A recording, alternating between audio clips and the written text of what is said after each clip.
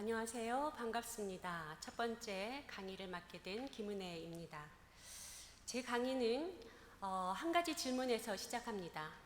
비대면 시대에 과연 관계적 목회가 가능할까? 목회는 기본적으로 얼굴을 맞대고 접촉하고 만나면서 성도를 돌보아야 되는데 비대면 온라인 예배를 통해서 정말 인격적이고 영적인 목회가 얼마나 가능할까입니다. 현장 목회자들의 고민이 날로 깊어져 가고 있고요. 또 젊은 사역자들이 예측하는 미래 목회도 어두울 때가 있고 때로는 절망적일 때가 있습니다. 그러나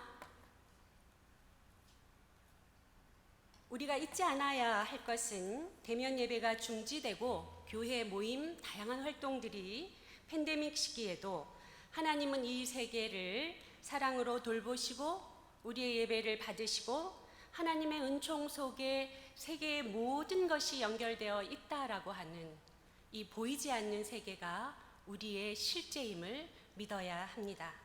중요한 것은 할 수 있는데 하지 않는 것이 아니라 비대면 예배가 때로는 유일한 대안일 수밖에 없는 팬데믹의 엄중한 현실을 인식할 필요가 있습니다. 기독교는 생명을 살리는 종교이어야 되기 때문입니다. 동시에 저는 이 어려운 상황 속에서도 하나님께서 우리에게 기술 환경을 주셔서 얼굴을 대면하고 예배를 드리고 찬송을 드리면서 하나님께 영광을 돌릴 수 있는 이 상황이 참 감사합니다. 저는 코로나로 인해서 일어나는 현장에 목회자들이 그저 어쩔 수 없이 적응하거나 혹은 위축되지 않기를 바랍니다. 오히려 비대면 예배의 경험이 이미 다가온 미래 목회의 변화를 적극적으로 준비할 수 있는 소중한 경험이 되지 않을까. 사실 코로나 이후 나타나는 현상은 완전히 새로운 현상이라기보다는 현재 우리가 향유하고 있는 디지털 문화라든지 포스트 휴먼의 등장이라든지 4차 산업혁명의 시대가 코로나로 인해 가속화되고 광범위하게 더욱 대중화된다라고 하는 것입니다. 따라서 비대면 문화는 향후 정치, 경제, 사회, 문화의 중요한 트렌드가 될 것이라고 하는 예측을 이미 내어놓고 있습니다. 또 2030 시대는 불편한 대면보다는 불안한 비대면이 더 좋다라고 하는 삶을 영위해 나가고 있습니다. 우리가 생각해야 될 대단히 중요한 지점은 성도들의 일상의 변화는 성도의 신앙의 변화를 수반한다라고 하는 것입니다. 이제 대면 비대면에 대한 비생산적 논쟁을 접고 목회자들은 새로운 시대에도 변함없이 주의 몸된 교회를 세워나갈 수 있는 길을 적극적으로 모색해야 되지 않을까요? 코로나 이전, 훨씬 이전부터 사실 현대인들은 기술과의 긴밀한 관계 속에서 살아왔습니다. 기술 사회에서 접속의 과부하로 문제점을 검토도 해야 되겠지만 기술은 인간의 신체 증강과 지능 강화를 넘어서 이제 인간과 정서적이고 또 감정적인 교류를 시작했습니다. 여러분이 보고 있는 사진은 춘천의 별빛 마을 독거 노인에게 AI 로봇을 제공하고 함께 살아가도록 했습니다. 하루에도 몇 번씩 AI과 할머니는 대화를 나눕니다. 할머니 일어나세요. 할머니 약 드세요. 콜록콜록 오늘 공기가 탁해요. 창문을 열어주세요. 6개월 후 로봇과 함께 지낸 할머니들의 우울감은 많이 낮아지고 정서적으로도 적지 않는 도움을 받았다라고 하는 보고가 있습니다. 포스트 코로나 시대의 목회자들은 기술을 통해서도 다양한 정서적인, 영적인 접촉의 가능성을 적극적으로 고려하면서 코로나 이후 새로운 목회를 다시 디자인해야 할 때라고 생각을 합니다. 사실 대면 접촉과 비대면 접속은 항상 같이 있어 왔습니다. 분명한 것은 코로나 이후 디지털 문화 시대에 비대면 사회를 지향하는 것은 더 이상 선택할 수 있는 것이 아니라 필수적이다라고 하는 것입니다. 엄밀한 의미에서 초연결 사회와 언컨택트 사회는 반대말이 아닙니다. 어쩌면 둘은 같은 방향을 향해 가고 있을지 모르겠습니다. 비대면 사회의 사람들 간의 접촉은 줄어들지만 데이터를 통한 온라인 연결과 교류와 때로는 시공간을 초월한 자유로운 소통이 그 어느 때보다도 활발하게 진행되고 있습니다. 우리가 기억해야 할 것은 비대면 예배는 분리나 중지가 아니라 관계 방식과 영적 접촉의 매체가 변화되고 있다라고 하는 것을 인식하는 것이 중요하지 않을까요?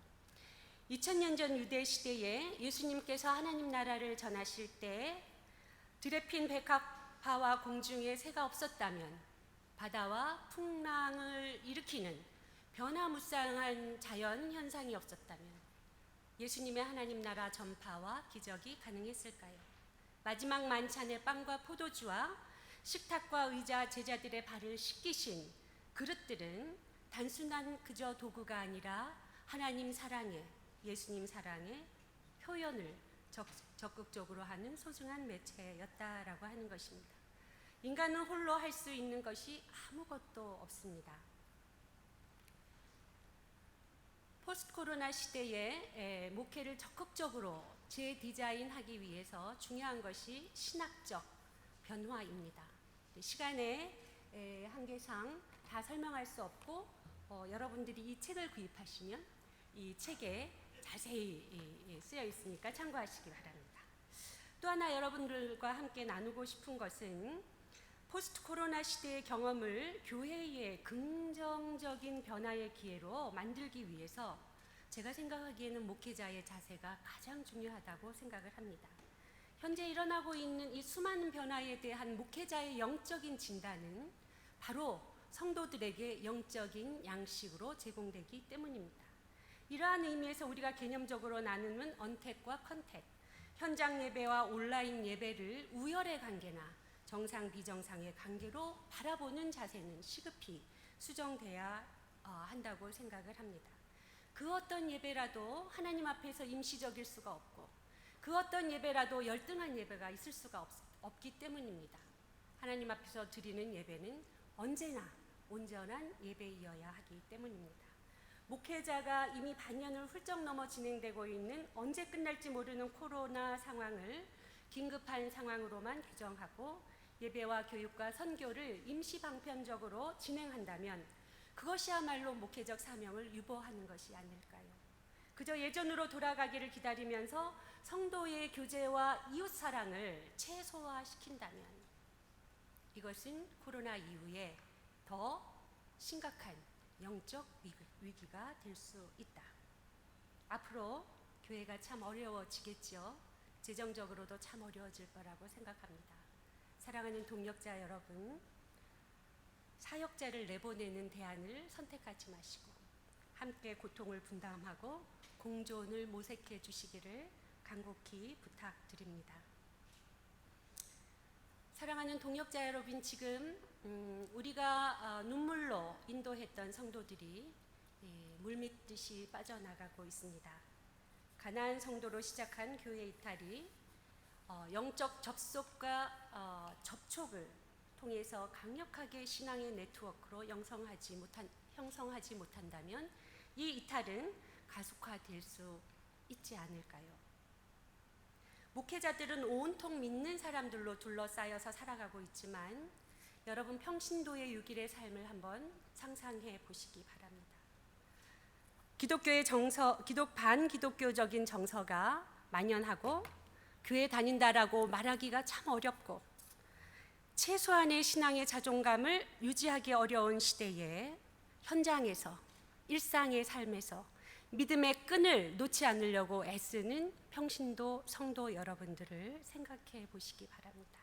왜 목회자들이 팬데믹 현실을 더욱 적극적으로 분석하고 오히려 더 선제적으로 현재 사역과 미래 교회를 준비해야 할지 그 이유를 발견할 수 있을 거라고 생각합니다. 끝으로 목회자들은 어떤 미래가 펼쳐지든지 하나님의 통치에 대한 깊은 신뢰로 대응할 수 있는 다양한 목회 네트워크를 준비하고 내 양을 먹이라는 주님의 부탁을 충성스럽게 수행하면서 이른 양 한 마리를 애타게 찾으시는 주님의 마음으로 이 영적 위기를 변화로 이끌어 나가기를 간절히 소망합니다. 감사합니다.